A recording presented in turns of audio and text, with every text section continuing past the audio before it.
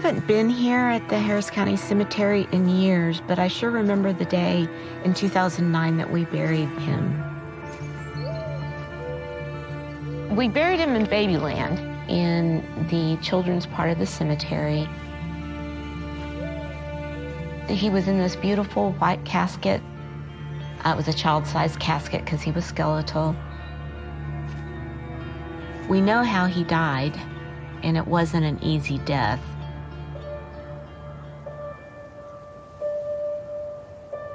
I've spent 14 years trying to figure out who this boy is. He's the last unidentified boy who died at the hands of one of America's worst serial killers, Dean Allen Corll, otherwise known as the Candyman. This is a story without any redemption. There is nothing but terror and madness and grief in the story. The news tonight begins with murder. So far, 17 bodies have been found in the boathouse. Police expect to find more when they resume digging later today. The Candyman's reign of terror was almost immediately overtaken by another killer preying on young men, John Wayne Gacy, otherwise known as the Killer Clown. Together, over 8 years, they killed more than 60 boys. I mean, they were like kids in a candy shop. They just saw opportunity everywhere they looked. He came home and said, oh, we were digging around his house, and it ended up they were digging their own graves. These kids were crying for their moms. He said they would tie them on the torture board and molest them.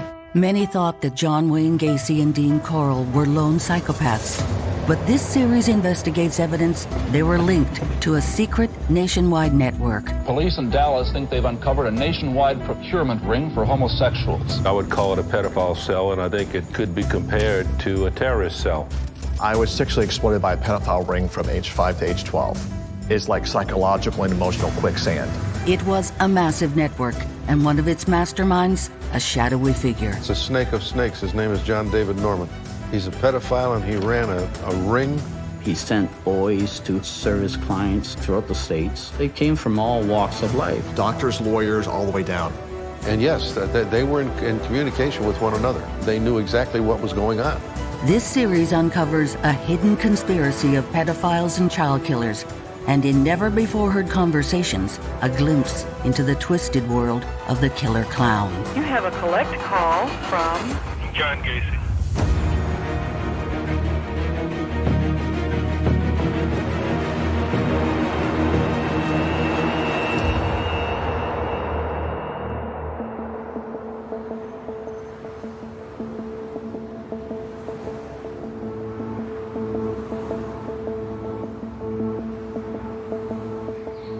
There's an entire industry devoted to serial killers in America.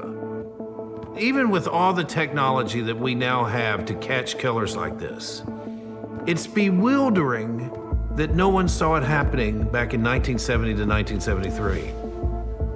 Well, I'm a true crime writer at Texas Monthly, and I thought I knew all the major crime stories. This old retired radio reporter I met told me that the most devastating story he had ever worked on in his entire career was the story of what Dean Corll did to those boys in Houston. And I said, who's Dean Corll? The answer begins with a phone call to the police on a hot summer morning in 1973, and a dark, secret world starts to unravel.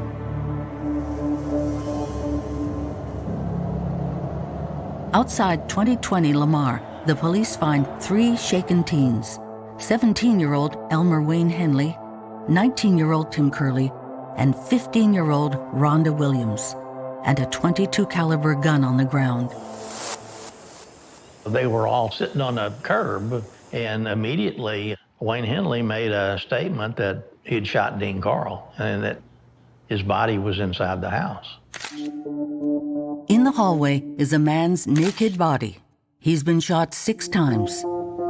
A search of the house shows this is anything but routine. In one bedroom, there was polyethylene plastic was rolled out on the floor, and board with holes in it, handcuffs and ropes attached to them, various sexual devices. A lot of acrylic spray cans, marijuana. 33-year-old Dean Corll seemed an unlikely murder victim. A lineman at the Houston Lighting and Power Company, he was a familiar face in the Heights. His mother had owned the candy store and factory in the neighborhood. I was in the 5th grade, and we were on the playground, and someone yelled, "The Candyman." And these little kids were running like mad to the fence to get candy. And I turned to a friend of mine, and I said, "Who's the Candyman?" He goes, "Oh, his family runs a candy store about 4 blocks over." Dean Corll was this big, broad-shouldered young man, thick black hair, big black sideburns, and friendly. He was always good with the kids who came by the candy factory. He would give them free candy that his mom had made, pralines or Turkish delights or pecan logs. He set up a pool table in the back room and let the kids play there. He would sometimes give them rides on his motorcycle. He was sort of like a good Boy Scout leader. He wasn't someone that people were scared of. Why then would a 17-year-old kid from the neighborhood claim he had to kill the Candyman in self-defense? The story Henley tells the police paints a very different picture of the friendly guy in the neighborhood. They were having a party there. They were what we called in those days bagging. They're sniffing acrylic spray out of a bag to get high. They got so high they passed out, and when they woke up, they were all tied up or handcuffed, all 3 of them, including Wayne Henley. Henley tells the police that the Candyman had a secret obsession. He liked underage boys. Corll had no affinity for women whatsoever. He was angry with Henley because Henley had brought the girl there. Corll wanted Henley to have sex with a girl while he had sex with the other young boy that was there, and Henley had refused. Henley says Corll threatened him with a gun, so he agreed to do whatever Corll wanted. Henley talked him into letting him out of the handcuffs, and when he did that, he immediately grabbed a pistol and shot him. It seemed an unbelievable story and might have ended there, a drug-fueled sex orgy that got out of hand, until Henley tells them an insane story. That's when he told the story about Corll telling him about murdering, torturing, sexually assaulting young boys and burying them in a boat shed. And he even had names of some of the boys that he said Corll killed. I didn't believe him. It just seemed such a bizarre story, and I've heard many bizarre stories before that didn't turn out to be true. We started checking out these names to see if they were missing persons or runaway juveniles. And that's when we learned that some of them have been listed as missing or runaways. Missing boys, bodies in a boat shed. Henley says he can take them there. Henley was, I would say, matter of fact. He was a very smart, streetwise kid. He showed no emotion about it. That afternoon, Henley leads the police on the 30-minute drive to 4500 Silver Bell Street. We found the boat shed, but it was locked. I got a tire tool out of the car, and I broke the hinges off of the galvanized door. And immediately when we opened the door, it smelled really bad. At that point, I thought, Henley's right. I believed him. I knew for a fact that something was dead inside that boat shed. I mean, I'd smelled that before. Looking around the ground, I saw a position on the left side of the boat shed where the ground was cracked and raised up.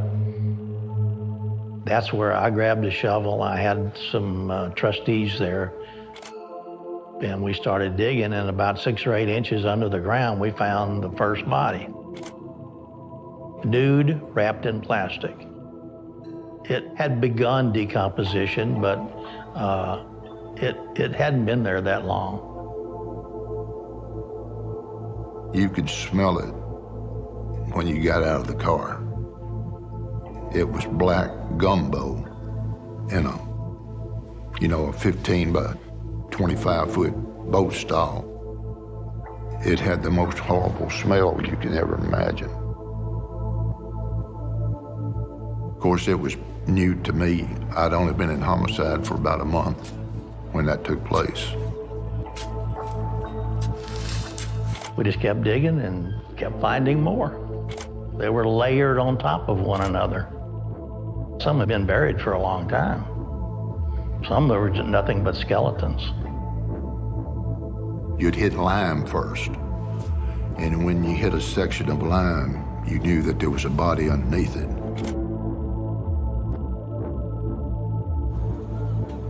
We didn't even have gloves. All we had body bags. Yeah, there wasn't much talking until you stuck a shovel in and pulled out some white lime. You said, well, here's another one. Body after body, hour after hour. The more they dug, the more they found.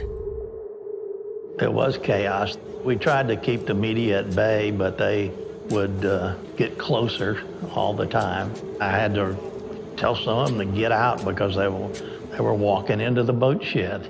After an hour of moving the shell and soft sandy clay around, the skeletal remains of body number 9 is found under a layer of lime. Henley, he was standing outside the boat shed. He was still handcuffed, but he asked me if he could call his mother. One of the members of the media had a car phone. It's Wayne. Yes, this is Mama, baby. Mama? Yep. I killed Dean. Wayne? Ma'am? What are you doing? Yes. Oh, God. The only emotion I ever saw from him was when he was on the phone with his mother that night at the boat shed. Other than that, he was just matter of fact. Henley thought that since he had killed Corll, it was over. It was just beginning. The gory details swept through Houston. Local TV stations cut into regular programming. Police in Houston, Texas tonight are unraveling the grisly details of a mass murder. 12 bodies have been found. It's feared there may be more. Henley said the murders took place at a torture chamber in this house, and he killed Corll yesterday afternoon in self-defense after a paint-sniffing sex party. While hiding his face in the backseat of a police car, Henley talked to KHOU newsman Judd McElvain. What did he want you to do? He wanted to pay me to find people and bring them to him. And help him do his thing. And kill him and help him bury him. When the story broke about the killings, and all of us knew someone, or multiple people, who were touched by this. Oh, it was huge news, especially to those of us in the Heights that thought of the Heights as a safety ground. It was a typical working-class neighborhood, like so many others across America. The next morning, another teen from the Heights turns himself in, and things go from bad to worse. David Brooks went into the Houston Police Department with his father. The 18-year-old says Henley isn't telling the whole story. He says Corll didn't act alone. Henley wasn't an innocent bystander. He was a willing participant. That's when Henley decided to tell the truth. Late today, police said Henley, who has already been implicated in the 12 murders, has confessed to involvement in a total of 25 to 30 murders. And tonight, police are going to another site at Lake Sam Rayburn, about 100 miles away, to look for more bodies. That evening at the lake, in the woods near a cottage owned by Corll's parents, the police dig up 4 more graves. There seemed to be no end in sight. Henley said, well, there's some more bodies, and they're over at High Island. And so they did this kind of en masse trip to High Island. And Brooks and Henley sat on a sand dune. Reporters went up to him and asked them questions, took their photos. And they watched and pointed to where they saw they remembered the bodies being buried. There were young families out there and kids with pails and shovels digging in the sand. It was the weirdest, surreal scene you could imagine. I was out there more or less, I guess, babysitting Henley and Brooks while other detectives and other agencies were looking for bodies. David Owen Brooks was very quiet. It was just like he was kind of staring off into space. And I tried a couple of times. Since he didn't reply, I just gave up on it. I did speak at length with Elmer Wayne Henley Jr. He was very talkative. He was just talking like a magpie, you know. And he was telling me how they would go out and find boys walking the street. They said, hey, you want to go to a party? We're going to have a party. And they would either offer them money, booze, or there'd be girls there. Henley explains that once inside, the party turned into something different. Henley told me they had a torture board there. He said they would tie them on the torture board and molest them. They would let the boys go and they would come back on more than one occasion. And then he said when they got tired of them, they would kill them. And Henley said, I didn't know how hard it was to strangle someone. I was just floored by that. He said that they would load the bodies in a van. That's how they removed them from the house. And they would either bury them or put them in a boat stall. Then they went and started going to Lake Sam Rayburn and High Island. They all went together, and usually Brooks drove Dean Corll's white van that had the body box inside, what they called the body box. Henley sure wasn't upset about it. He never shed a tear. He just didn't. It was just another day for him, I guess.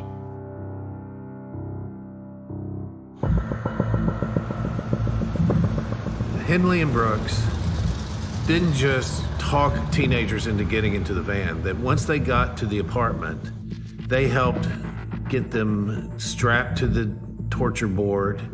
They gagged their mouths. They bound their hands. They put them in position so that Dean could have sex with them. It was just as vicious as what Dean was doing. It was a brutal, calculated killing machine. How did Corll buy their silence? And how did no one in the Heights notice what was happening?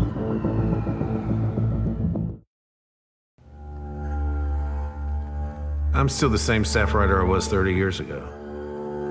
This is a story without any redemption. There is nothing but terror and madness and grief in the story. Before a few days ago, the public had never heard of Dean Allen Corll. Now he's laid to rest as the state's most publicized murder suspect. 6 days after Wayne Henley killed Dean Corll, the police unearthed the bodies of 27 boys, 17 from the boat shed, 6 from the beach, and 4 from Lake Sam Rayburn. This orgy of murder was the worst in American history. I thought about it every night for a long time. You still think about it even today, and whether or not we got all the bodies. Desperate and angry parents of boys who had disappeared flooded the police department with calls. When we went back to pull reports for kids who were still missing, there was maybe 40 to 50 of those. We contacted parents, asked for dental records. They were identified through the belts they wore, the tennis shoes they wore.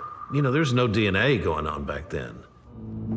At the morgue, the medical examiner's office worked round the clock. Families just waited for the knock on the door. I personally had to go to the morgue daily.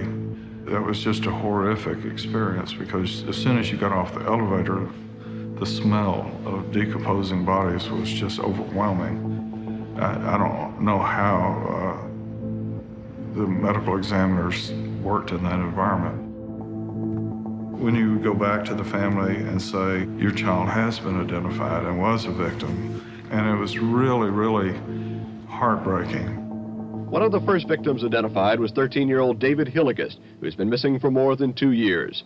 The Hilligas had spent thousands of dollars for private detectives and in advertisements in underground newspapers in search of their son and a neighbor who disappeared with him. I feared from the very beginning that something had happened to them, but naturally, along with our fears, we held our hopes that someday they would come back. David and his 16-year-old friend Mally disappeared in broad daylight. Mally and David were going swimming at the local pool. The pool's open August, September. Let's have some fun, let's get with it, let's do whatever. And then they were gone. Both boys were barefoot, wearing their swimsuits, and last seen getting into a white van. Henley got so involved in this that he brought his own friends to meet Corll and later be killed. David Hilligeist, who lived just down the block from Henley's home. Mark Scott, who invited Henley to one of his birthday parties. Homer Garcia, who was in Henley's driver's ed class. All of them were murdered. All of them disappeared. All of them had parents who drove the streets at night looking for them. Wayne Henley even put up posters that Miss Hilligas made for David and Mally. He put them up around the neighborhood, and he was responsible for abducting them in the first place. Mally may have worked for Dean Allen Corll at the candy shop for a little period of time. It turns the pit of my stomach. It is so very scary and painful that he was that close to that man. Questions swirled. How could this happen right under their noses? And of all people, the guy everyone called the perfect gentleman, the Candyman. Dean Corll grew up in Indiana and Tennessee. His dad was an electrician. They came to Texas in 1962. They opened a candy shop. Dean went to high school. He played trombone in the band. He was well-liked. He made decent grades. He had girls that liked him. He went to the U.S. Army. He became an expert in radio operations. He came back to Houston, worked for his mom, became the neighborhood candy man. His mom gets divorced. She marries a merchant marine, and he says to her, "You know, I think there's something wrong with Dean. I think he's got some homosexual tendencies. He sure does like being around other boys." His mother was so upset that she divorced the merchant marine and she closed the candy factory and moved to Colorado. Now, she might have assumed that Dean, who was so close to her, would come with her. But he said, "I'm staying in Houston and I'm going to work at the Houston Power and Light Company as a lineman." And for the first time he was alone, he had an apartment, and that's when something came unleashed in him. Corll felt free to act on his dark desires and lured two teens from the neighborhood to be part of his killing machine. As Brooks and Henley got involved, the candy turned to sex parties and weed. Brooks was a boy of about 12 who started coming over to the candy factory, and so had known the Corlls for a long time and would hang out there because he had no father to watch over him, and his mother sort of was happy that he had some place to go.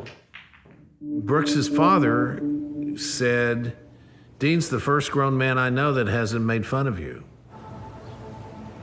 Corll had an apartment at the Yorktown Apartments, which was a place where a lot of young singles were starting to make their first marks in business and economy and in Houston. And it was there that he brought David Brooks, who was this ascetic-looking, pimply-faced young man who a lot of kids made fun of because of the way he looked.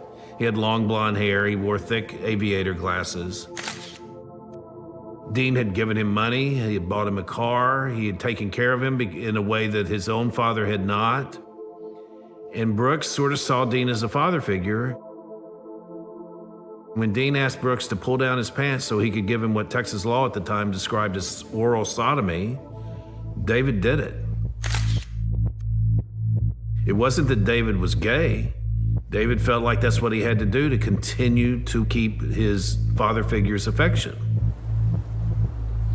A few weeks after that happened, David goes up to the apartment and just assumed he could walk in, and he saw Dean having anal sex with 2 terrified teenage boys on the bed. And Dean said, "Get out of here." Later, Dean told David that he shot both of those boys and buried them in a boat shed. So he initially went to David and said, "This is what I'm doing.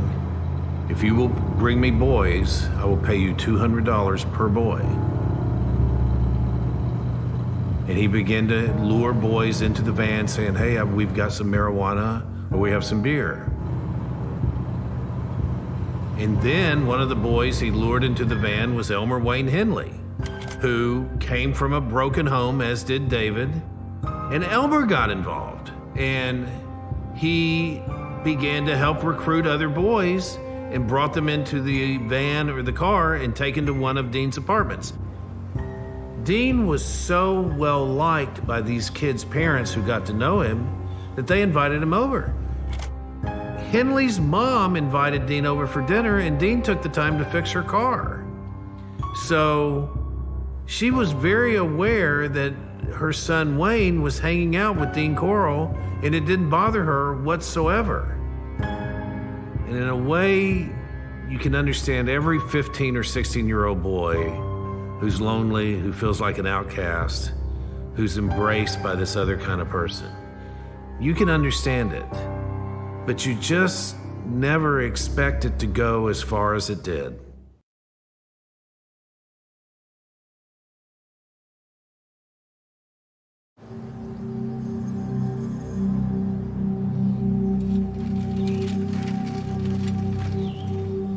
Dean Corll has been dead for almost 50 years, but what he did to 16-year-old Mally Winkle still haunts his brother Ben.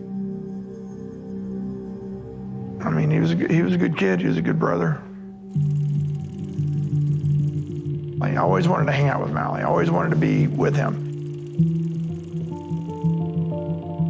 Yeah, we would just run around and do things that kids did. We slept in the same room together, though, and he took care of me as best he could, right? He tried to make sure I didn't get in any trouble and stuff like that. What's your name, Mally Winkle? Mally Winkle? What's your city? Houston. But, like many of the other murdered boys, Ben's family was broken. When I was 8, my mom, she actually lost everything. She was a single mom, working 12-hour shifts. A lot of the time we were there by ourselves. That was a big deal. My mom would say, "Mally, take Ben with you and take care of him." His dating, he was trying to date at the time. I just remember some concept of him trying to date, you know, and 15, 16-year-old kid. I always wanted to be with him. And as an 8-year older brother, he never wanted me to be with him. My mom, if she wasn't home, I wasn't home either. And she just couldn't control me. She had placed me into a boys' home called Boys Harbor out in LaPorte, Texas. And she tried to get Mally into the harbor as well, and he didn't get in. I don't know if it was his age or what, but he wasn't allowed in. He had come out on one of the visiting Sundays, and that's when that picture was taken. And in the following year, he was abducted. He was found in the boat shed.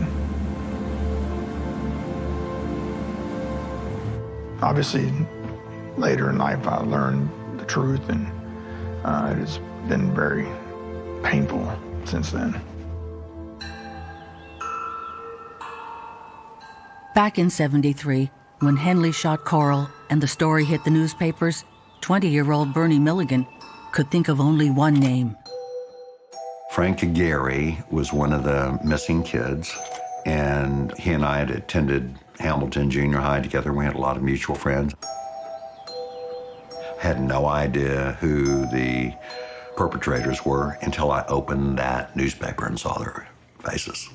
One of those faces was Dean Corll. He and I had an encounter. 3 years earlier, Corll tried to lure Bernie into his car. As I was walking, Corll approached me on the side with his lights off. Kept trying to offer me a ride. Hey man, I'll drive you wherever you want to go. And I'm trying to be very clear. I'm not going to take a ride in anyone's car. And he finally said, hey, be a guy. That was the first strange thing I heard out of him. And he got a little more insistent, and I took off. Thank goodness I was an athlete, because I was making tracks, running. I would stop and stand in an alley because I could hear him with those lights on driving around. And finally, I lost him.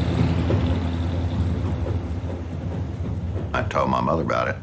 We didn't call the police because I didn't have a description of the car. I focused on him. Bernie has a second encounter with Corll. This time, Corll brings his friends. Turned around and there was a car. There sat David Brooks, and John Wayne Henley was in the back seat. And there was a driver, but I couldn't see the driver from where I was. David Brooks goes, hey, we're heading up to Sand River, and would you like to go fishing?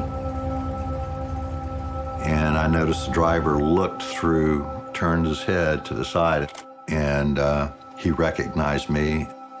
I didn't know Dean Corll's name. I only recognized him as the guy in September of 1969. And all he said was, we have to go right now, and threw the car into drive.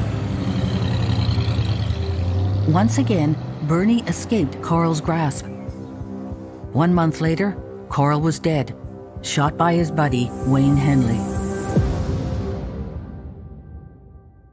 A few weeks after the news broke, there were whispers around the Heights that both Henley and Brooks were trying to break free from Corll. Brooks was terrified for his life. He had just got married and he had a child. He was going to have to break away from what was going on. The story I received is David would take a couch or a chair and move it in front of the door every night and sit with a shotgun, thinking that Henley and Dean Corll were going to break in the door and kill him and Bridget and the baby. He had apparently confessed to his father. His father had informed David that the Supreme Court was working on outlawing the death penalty. Keep your mouth shut. This is what I was told. I did not hear it from David Brooks or even Bridget myself. Henley also feared for his life. Dean told him he belonged to an organization out of Dallas that bought and sold boys.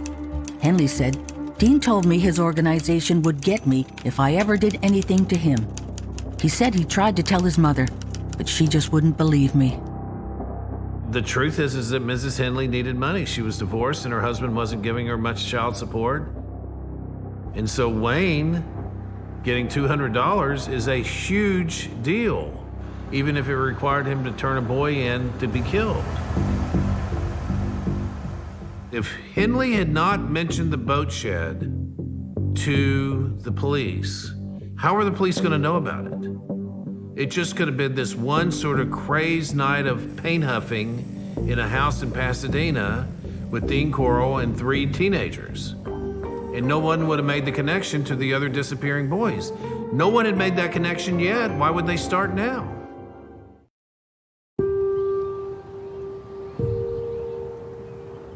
I don't mean this to sound crass. I mean, there's pedophilia, and then there's this stuff that Dean Corll did.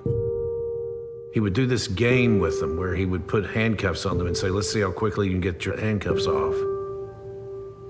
He would do the handcuff game first, and then he would give the handcuffs to the other boy, and that boy could not get the handcuffs off, and that's when it began.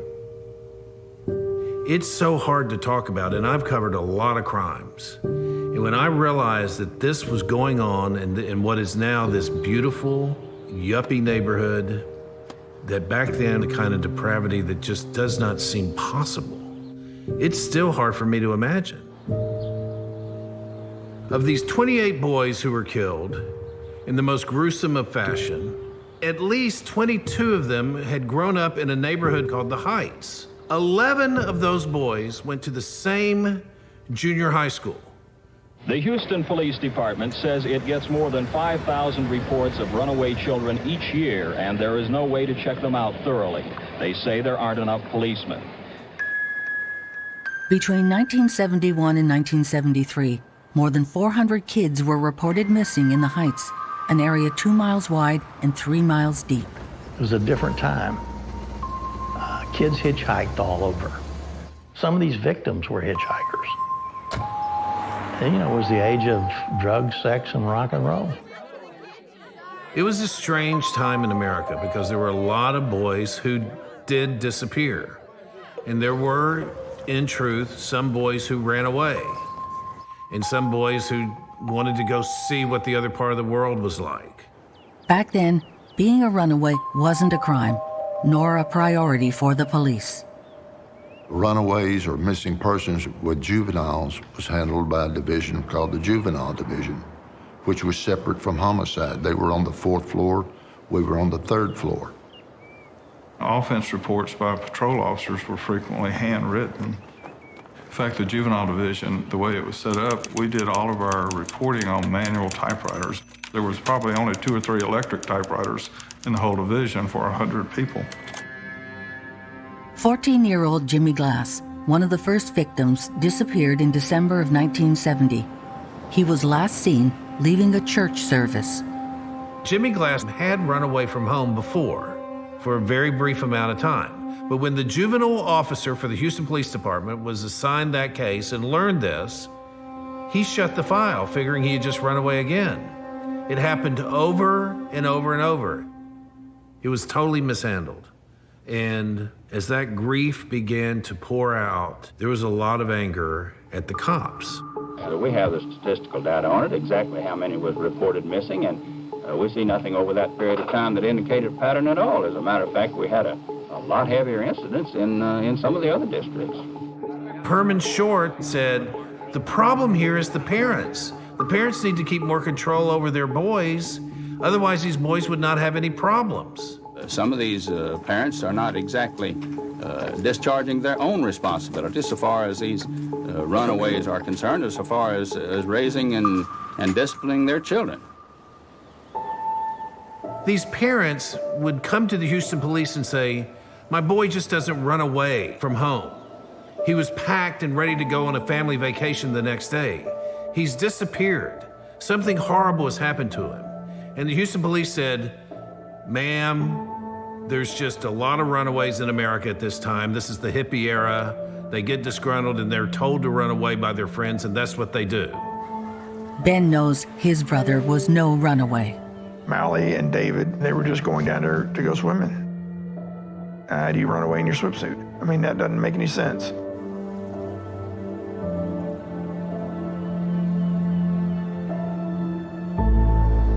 Under Texas law, Elmer Wayne Henley faced a maximum sentence of life imprisonment for each of the 6 murders. After less than an hour's deliberation, they returned the maximum penalty, 6 separate 99-year sentences. 9 months later, David Owen Brooks was convicted of 1 murder, the strangulation of 15-year-old Billy Ray Lawrence, and received a life sentence.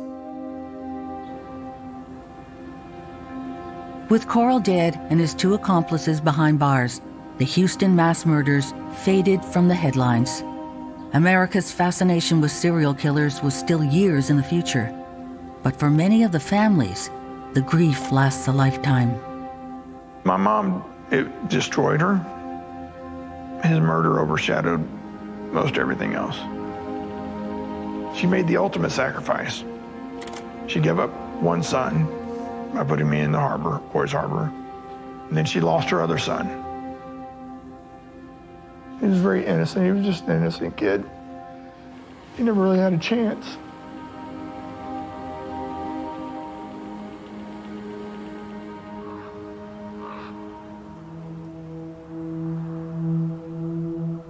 Unluckier still are the families of Corll's victims whose bodies were never identified. Dr. Sharon Derrick started a new job at the Harris County Medical Examiner's office in Houston. As she looked around her new workplace, something old suddenly became new again. I saw these 3 boxes, and each of them said Houston mass murders on them. And I immediately clicked back to when I was in high school. And I thought, oh my gosh, they have some of the remains from that and they're not identified? I was kind of starstruck at the 3 boxes, to tell you the truth. And so I asked the deputy chief, may I be assigned these cases? And he said yes. It wasn't going to be easy. Those boxes contained the forgotten bones and bits of the last nameless victims of the Candyman. It became a lot more than just putting the bones on the table and sorting them out. You had to look back into all of the old files that are still present. There aren't very many. Since 2006, with the help of DNA, she's identified 5 of those boys. One last boy remains. We need family who think they might have had a victim of this terrible crime submit DNA. If the last nameless boy wasn't from the Heights, where did he come from? Boys were disappearing across America. And 1,000 miles away, a similar monster had just begun operating in plain sight. He just hadn't been caught yet. When John Wayne Gacy, the clown, began his rampage in Chicago, and when it was finally discovered that he had numerous boys in the basement of his home, you had to wonder if Gacy was nothing more than a copycat of Dean Corll.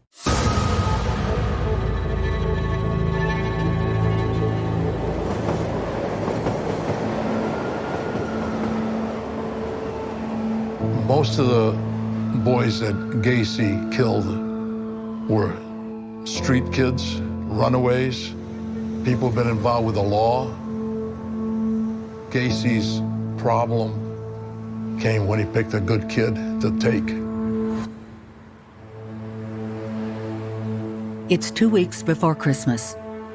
The parents of 15-year-old Robert Peast come into the Des Plaines police station to report their son's disappearance.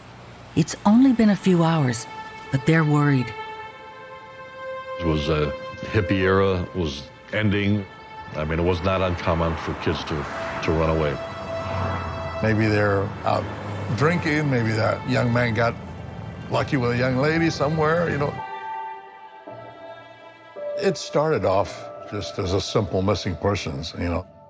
It wasn't a big deal at the time. Rob Peast worked part-time as a stock boy at Nissan Pharmacy in Des Plaines. He worked the day shift and was wrapping up for the evening. His mom had come to pick him up. Actually, that was his mother's birthday, and they're going to do their birthday celebration. At closing time, he just told her, Mom, I'm going to talk to this guy about a job. He'd be right back. And he never came back. The Peast family is adamant Rob wouldn't leave his mom waiting, especially on her birthday. They knew that there was a man by the name of John Gacy who Rob had talked to, but they couldn't find him or couldn't find anything about him. And the officer that handled it, he took the report and made a point of talking to the juvenile division. And a lot of times what happened, these kids weren't entered into the computer as missings right away. But he felt there was something different about this case. Still, the Peasts are told nothing can be done until the morning. A missing person report normally carries a 24-hour waiting period before the police investigate. The parents were out all night looking for anything that they possibly could, all the way from the priest at the Greek church to Christmas tree lots, to everything to try to find anybody who knew about it. The next morning, Rob's parents are back at the police station looking for an update. Anything. Here's a young man who all of a sudden disappears, and it's his mother's birthday. He was not a problem in school, a good student.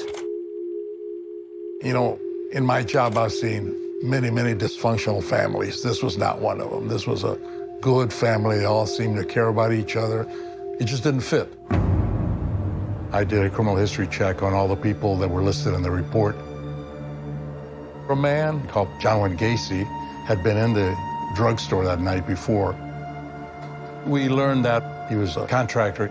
He was doing some estimating or talking to the owner. He was an ex-con out of Iowa. And he had a criminal history which involved sodomy of a child. Gacy was convicted of having two boys in his house, handcuffed them to one of the big legs of the pool table, and that's where he sodomized them. Gacy received a 10-year sentence, but served only 18 months. There was no sex registry in 1970, so the conviction didn't follow him to Chicago. And when we heard that, the hair literally stood up on the back of our necks. This must be something a little more serious than what we're thinking about here. And that's what prompted us to go to Gacy's house and confront him one-on-one. So he opened the door. He was not very clean. He wasn't a clean person. He was unshaven. His clothes were dirty. They talked to me about the Peace Boy disappearance. I denied knowing anything about it. They asked me if I'd come down and give them a witness statement. I told them I didn't have time, that I had just had a death in the family. He started to tell me that his mother had just called him, his uncle had died, and he was helping his mother with funeral arrangements. I said, no, I don't have no time for you. I said, you're very rude at the time of death. Once he found out we did not have a search warrant, he got real belligerent.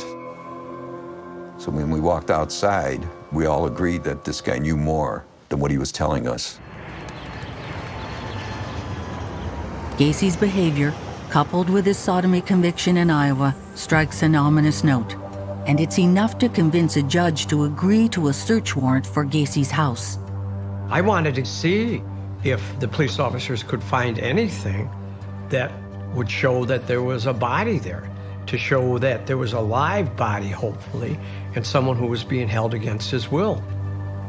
From the time we went in, we could tell that he was marching to a different drummer, because the paint job, for example, the hall was painted brown, and then it had like a zigzag gold lines going up and down through it. I mean, it was really weird. Clown pictures were everywhere. He had one right over his bed.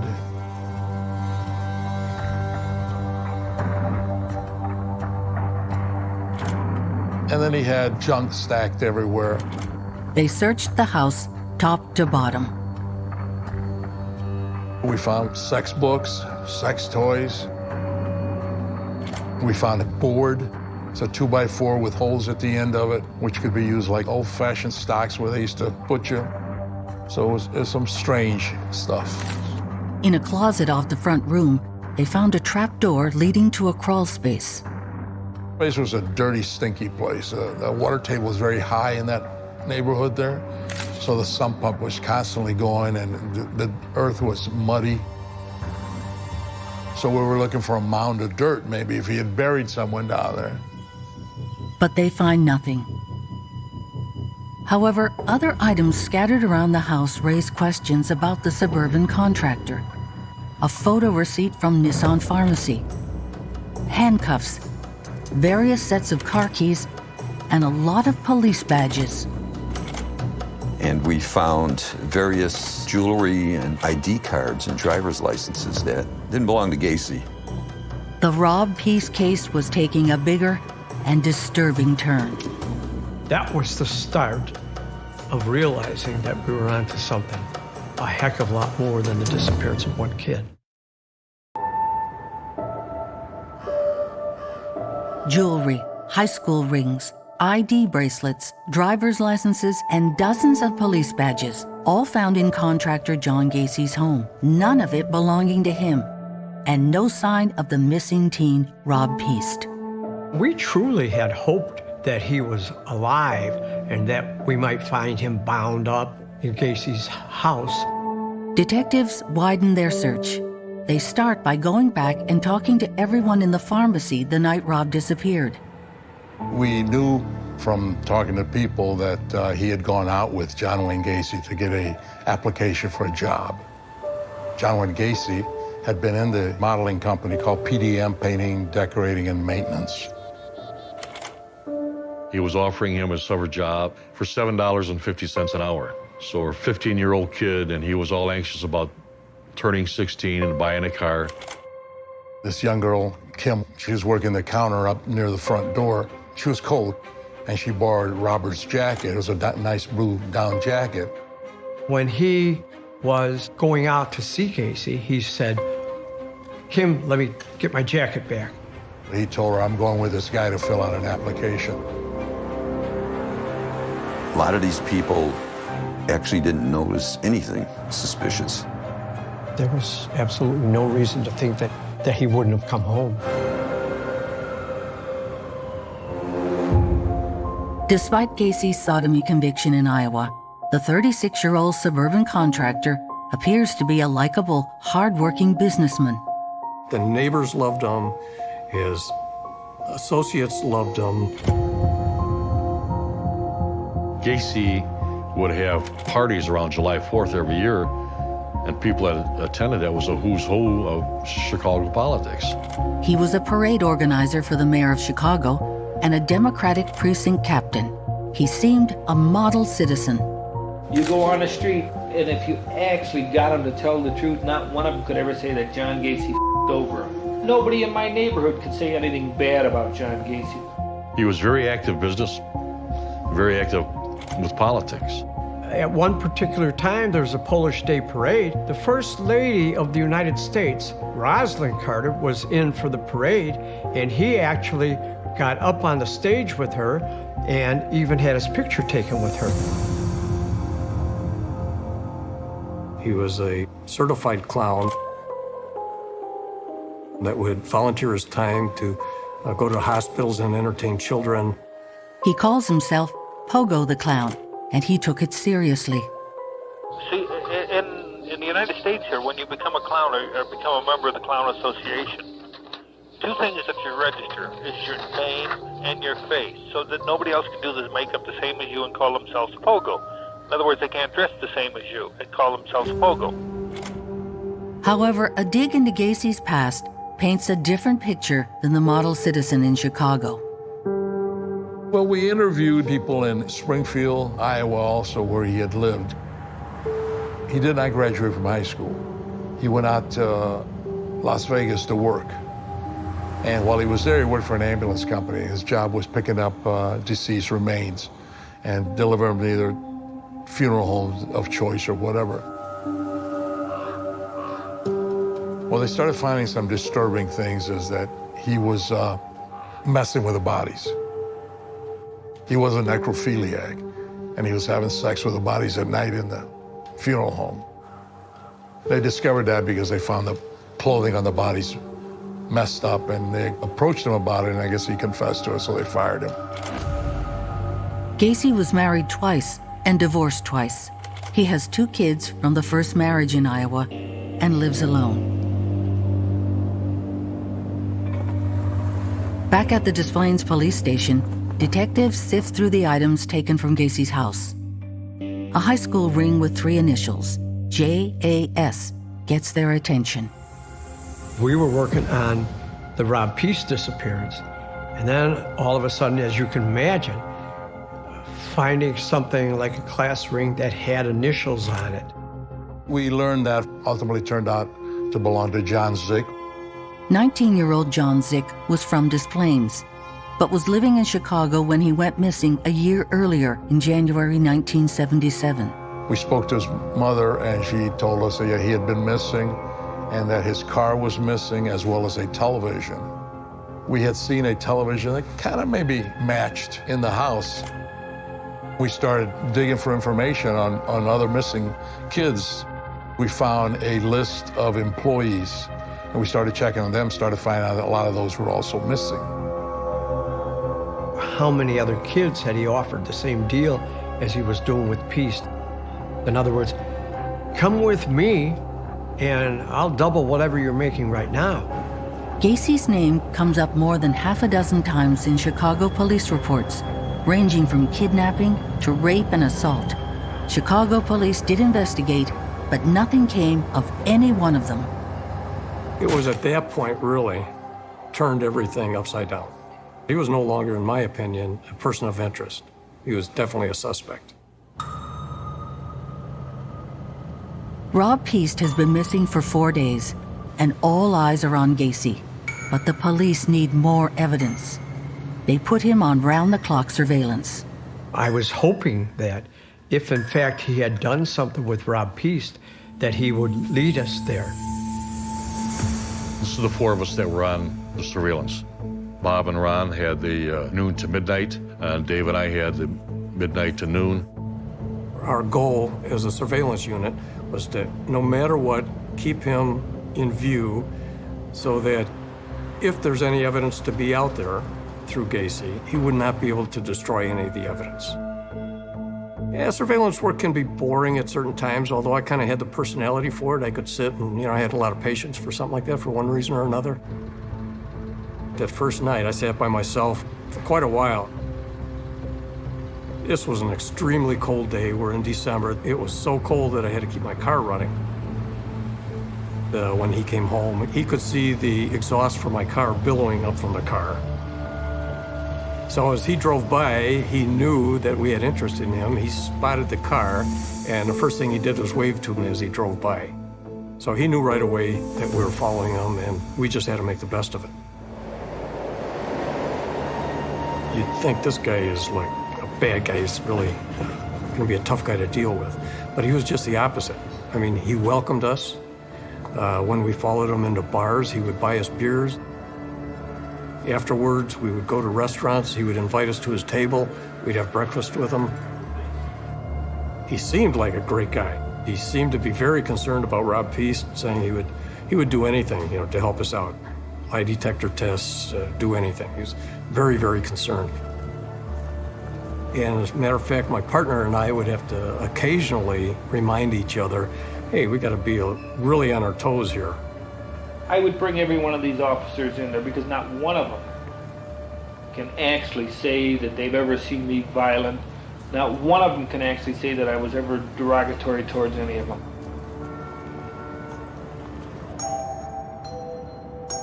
There was one time that we were following Gacy about 2 or 3 in the morning. He was checking on a job site. On his way home, he's going through a gay neighborhood, and he happened to spot some guy walking down the street. He just about turned his head totally around, looking at this young man. You could tell that he was really wanting to do something, but he couldn't do anything because we were so close to him. He never talked to us about being gay. I mean, he would always actually kind of go overboard about saying, wow, did you see that woman? What a good-looking woman. He would kind of go out of his way to mention to us, to make us think that he was straight as an arrow. His bluster extends to the perks of working as Pogo the Clown. Gacy, the cocky braggart that he was, and he looked at us and said, you know what?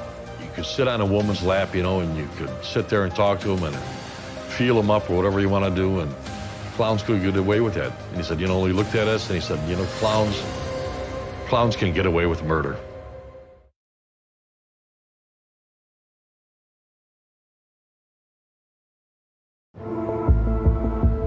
It's been 5 days since Rob Peast disappeared, and Des Plaines detectives lean on Gacy's employees, hoping they'll provide some clue about the teen's whereabouts. He had 2 really loyal followers who worked for him, Michael Rossi and David Cram. The young men had been working for Gacy for 2 years.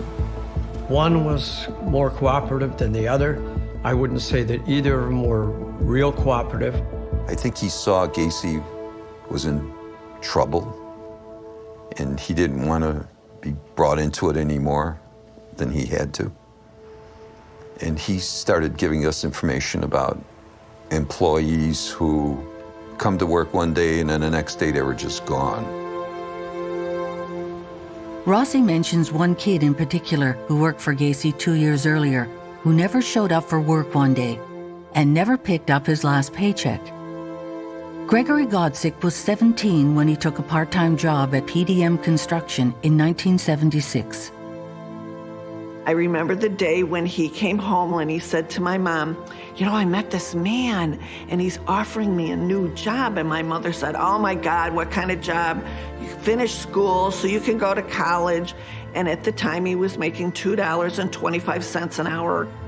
And he said, Mom, this man's offering me $5 an hour. And my mother said, I don't want you to do that. Of course, every 17-year-old, you know, they're gonna do what they're gonna do. And I remember a couple days later, he said, Mom, I got this job from that man I was telling you about. 3 weeks later, Gregory disappeared. He was going out on a date with a new girlfriend or somebody. The next morning, my mother said, did you see your brother? And I said, no, why? Because every time my brother would come home, he'd always, Mom, I'm home, or give her a kiss. And she said, he didn't come in. And I said, that's odd. And then it was like 2 days after that, they found my brother's car in a parking lot. And in the car, there was his driver's license and his wallet. And even my mother said, you know, why would he leave his car? It was a prized possession. My mother went to Gacy's house that week. She said, well, he should know if he was supposed to be working. And he said, oh yeah, I saw him a while ago, but oh yeah, he left a message on my machine. My mother said, oh, well, let's hear the machine. He goes, oh, I erased that. And he said, oh, 17-year-olds, they run away, but they'll be back, you know. My mother said, nope, that's not my son. My son would never do anything like that. But you have your hands tied. What are you gonna do? You only can do so much. You hire a private investigator, you go to the police. They don't, you know, we have other things, you know, we're doing the best we can, and you just live with it. 3 teens, Rob Peast, Gregory Godsick, and the owner of the ring found in Gacy's house, 17-year-old John Zick, all missing, all tied to John Gacy. Then an item, a slip of paper found in Gacy's trash, becomes a turning point in the search for Rob Peast. We recovered a photo receipt from Nissan Pharmacy, and it only had numbers on it, so you didn't know who it was issued to. This receipt and the film finally came back, and the numbers corresponded to Kim Byers, who was an employee with Rob Peast at Nissan Pharmacy. She put that receipt in Rob's pocket, and then Rob came and got the jacket. That's when Rob left the pharmacy to talk to Gacy about a job. Proof, Rob's jacket was in Gacy's house. So where is the teen? Investigators keep the pressure on Gacy's 2 closest employees. Both Mike Rossi and David Cram had lived in Gacy's house for a time. The investigators, they were nonstop. They'd follow these individuals everywhere, interview them at work, at home. And they were starting to get tired of seeing the police. One of the employees agrees to come to the station and answer more questions. Gacy had these kids digging in his crawl space, in the basement. They were digging where Gacy would be able to put some lime, which would absorb odors. This was kind of odd to us, you know, why would he do something like that? But they explained it away that Gacy said that there was a sewage issue and that it was drainage for that sewage issue. And then I finally said, could you just tell me, please, if I was gonna look for Robert, where should I look for him? And he put his head down and he said, in John's crawl space. So we knew at that point that we had to get another warrant and go back into Gacy's house, into his crawl space, and start looking again. Because apparently we missed something the first time around. The surveillance team has been tailing Gacy for more than a week. At this point, he hadn't shaved for a couple days. He's slouching. His whole demeanor is different. He was doing some uppers and downers.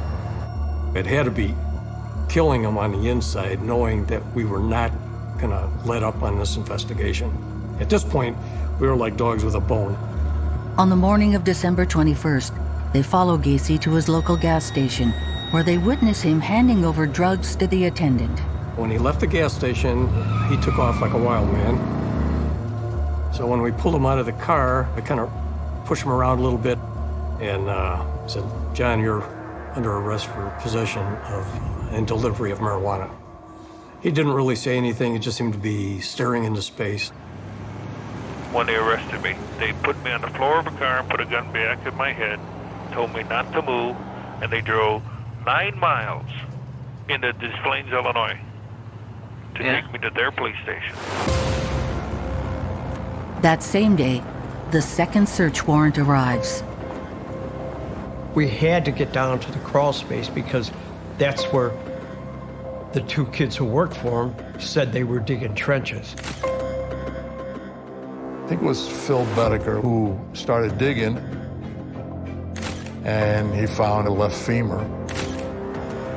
So he kept digging, found a second left femur, kept digging, found a third one. That's when I said, stop there, and we called in the medical examiner, and he identified that as a human bone.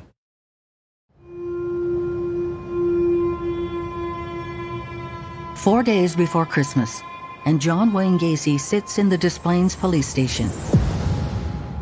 7 miles away, police uncover bones in his basement, bones belonging to more than one body. These bodies were decayed for the most part. Robert Peace had only been missing for 10 days. So we knew for a fact that this was not Robert Peace, it was somebody else. I get a phone call. I said, "We have dead bodies in this crawl space." I turned to Gacy and I said, "John, you're under arrest for murder."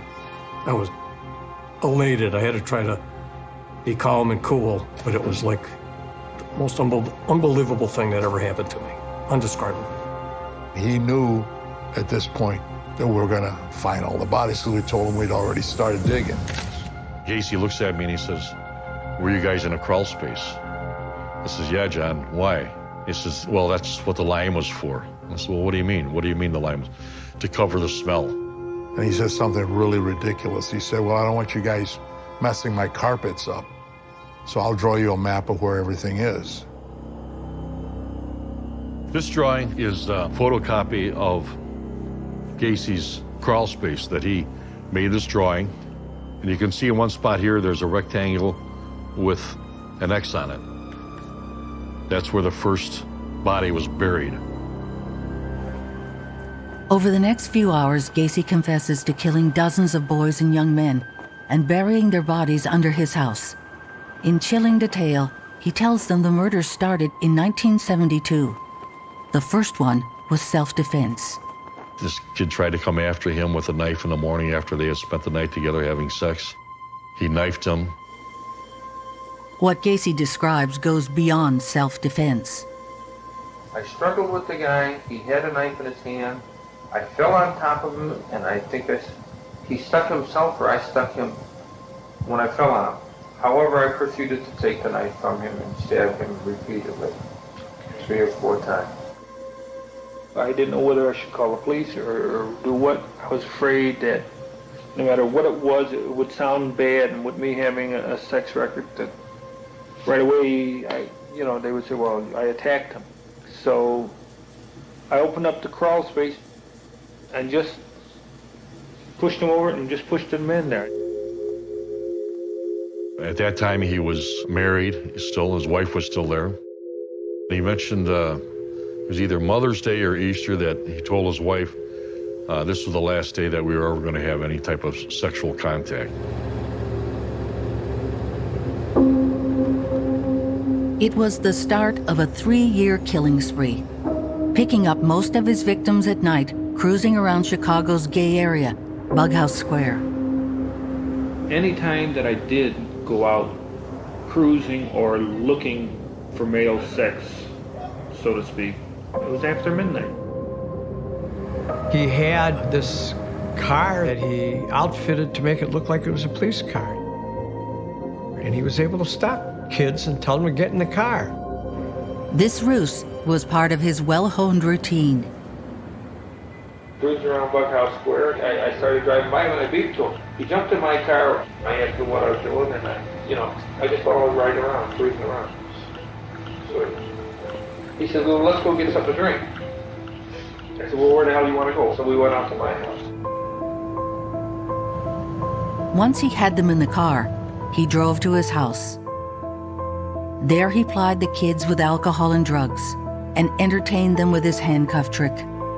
The same trick used by Dean Allen Corll, the Candyman, on his 29 victims in Houston just a few years earlier. Because he was asking about the pictures of the clowns on the wall and the handcuff thing. So we put the handcuffs on him. I told him we could make money getting. He didn't want to, he didn't want to get into it. I opened up his pants and checked them out, but he couldn't get no erection. Oh, he was scared, because I think he had tears in his eyes or something. Unwittingly, these young men would handcuff themselves, and once they were incapacitated like that, you would do the rope trick. When he would turn them around, he'd take a piece of rope with the loops on the end, loop them together, put a piece of wood through it as a tourniquet, and start tightening it around their neck. He had it down to such a science that he could get it to where he could rest the stick on the individual's back and it wouldn't unwind. And then he could go around and do different things in the house and go back and torture the young man and kill him. We tried to remain as calm as we could listening to this and how he tortured these young men. It actually made the hair on the back of your head stand up. It was unbelievable. Gacy admits to raping and killing more than 30 young men in his home from 1972 to 1978. He was flippant about it. To him, it was a game. I keep using the word game. Was it a game I was playing? Testing people? Pushing them to the brink?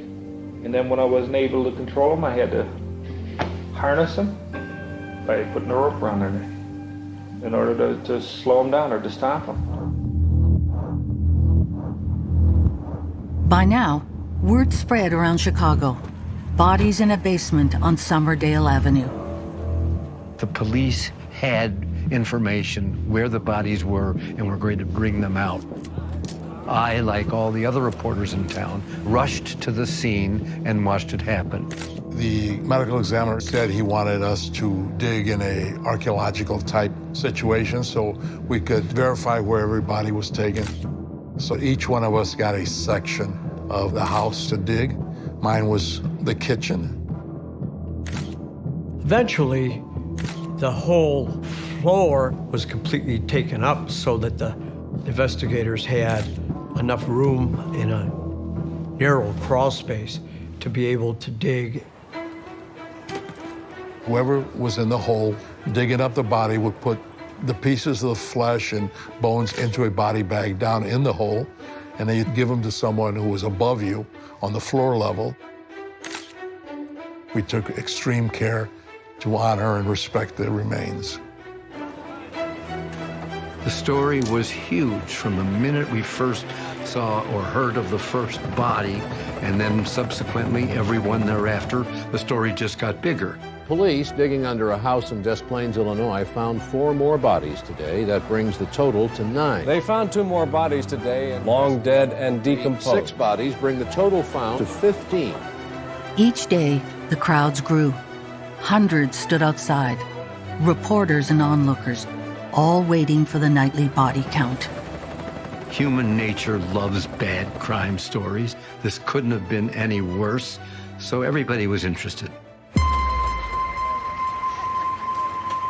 You have to realize, there were a few TV stations and everybody carried the same thing, and when it came on, I do remember my mother said, "Your brother's one of them." By December 28, 21 bodies were removed from the house on Summerdale Avenue.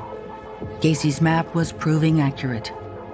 Still, there was the question of Rob Peast, the young man whose disappearance 10 days earlier led to all of this. He never seemed to be rattled about anything. The only time I saw him get irritated was when Detective Adams asked him about Robert Peast, whether he had suffered. In chilling detail, Gacy tells them what happened that night at the Nissan pharmacy. This kid come running up to me. Asked if he could talk to me about a job. I told him I didn't have time, that I had some running to do. He said, well, he would ride with me. So I got in the truck, went back to my house. We talked a while. He was playing around with the handcuffs. I told him to put the handcuffs on. I'd show him a trick with him. He proceeded to put the handcuffs on, put them behind his back. Rob Peast's death was like so many others. Gacy's pattern remained the same. I think that we walked into the bedroom. No, he did not yell. No, he did not fight. No, he did not run. I recall I left to answer a telephone call. When I come back, I found him laying on the floor with the rope around his neck.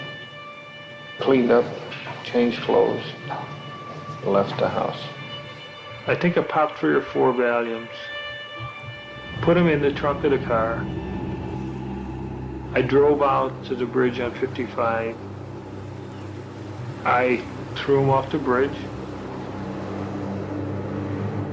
I-55 is a major interstate going south from here, and it crosses the Des Plaines River. And what Gacy did to Robert Peast and 3 other victims is he'd pull up to the side of the bridge and turn on that red light he had, so people driving by assumed it was a police officer, and they just wouldn't pay any attention. And he'd open the trunk, take the body, and just throw it over the side into the river.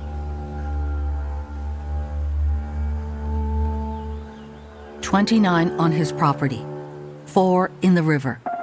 All young men, all raped and strangled.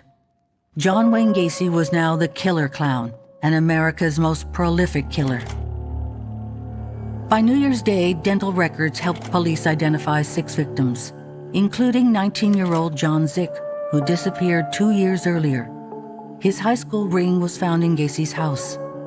Gregory Godsick's family also got the knock on the door. I remember they come in, they make you sit down, and they said, Mr. Godsick and Mrs. Godsick, I would like to tell you your son is one of the official victims of John Wayne Gacy. And they turn around and they walk out. And that's when I said to my mother, I told you he'd come home. I just didn't think it would be this way.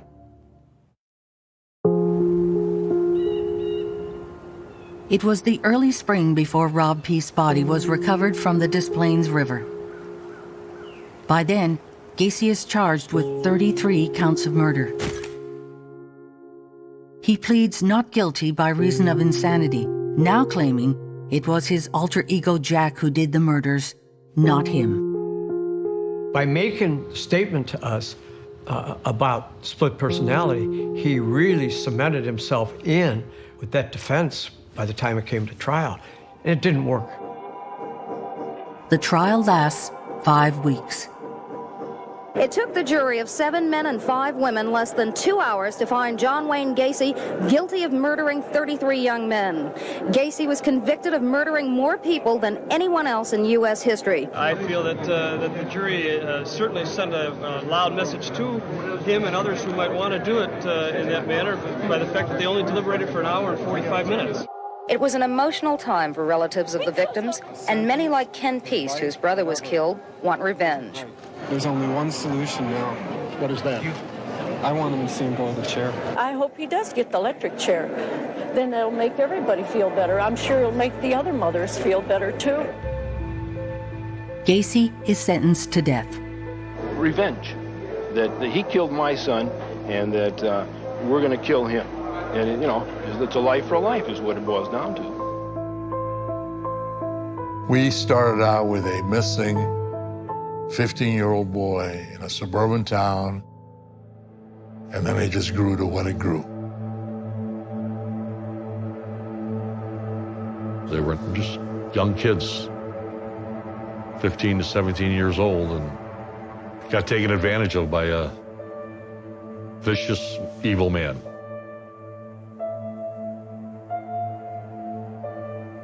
Not only did he have his victims, but he affected so many people.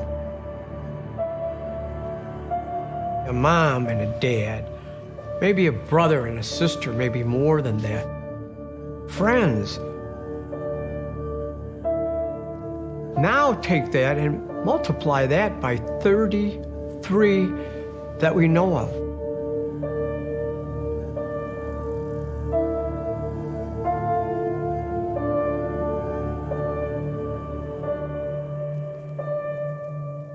Had he not taken Robert Peace, who knows how long he could have kept going on.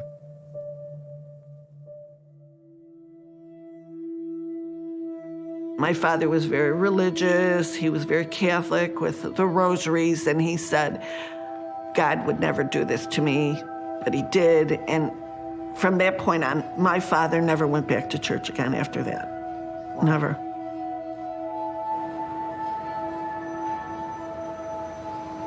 We were lucky enough that in 2 years we found closure in our family, but other people could be wondering, where are they, who are they? That's the sad part.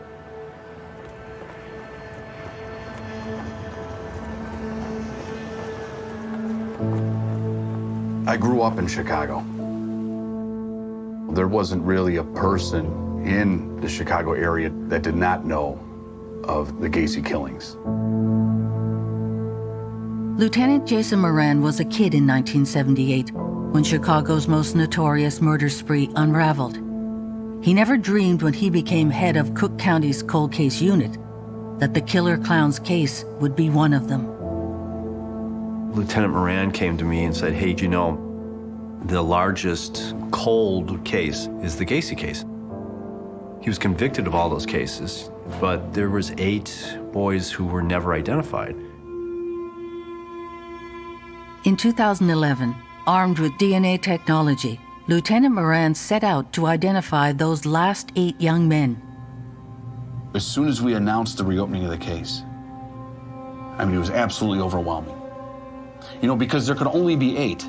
There was only 8 unidentified victims, so there could only be 8 families looking for their missing loved one. Within a couple days, we received over 100 calls from family members of missing persons all over the country. And I was becoming a national repository for missing kids from the 70s. The killer clown and mass murderer Dean Allen Corll, the Candyman in Houston, awakened America to a nightmare hidden in its own backyard. When you do criminal investigations for any amount of time, you know that there's always more to a case than you hear in court or that you hear in the media. And there was a lot more. Gacy and Corll were 2 piranhas in a much larger pond, a hidden network, a web stretching across America. You got paper and pencil? Sure, let me grab one. All right. Okay, great. John David Norman, 10/17/27, date of birth. Sentenced in 1990 to 2 to 5 years. Deviant sexual battery. This was a guy that just could not stop.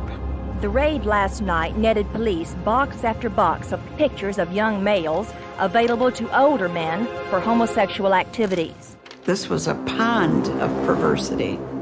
Next time on The Clown and the Candyman. And this John David Norman was absolutely a traveling criminal.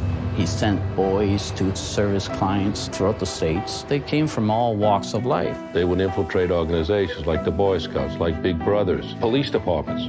This was a national scheme. They were supplying boys all over the country. It's a very good cover for these individuals because they look like philanthropists, that they're helping young boys. Grooming is like psychological and emotional quicksand. When you realize what's happening, you're already neck deep and you can't get out of it.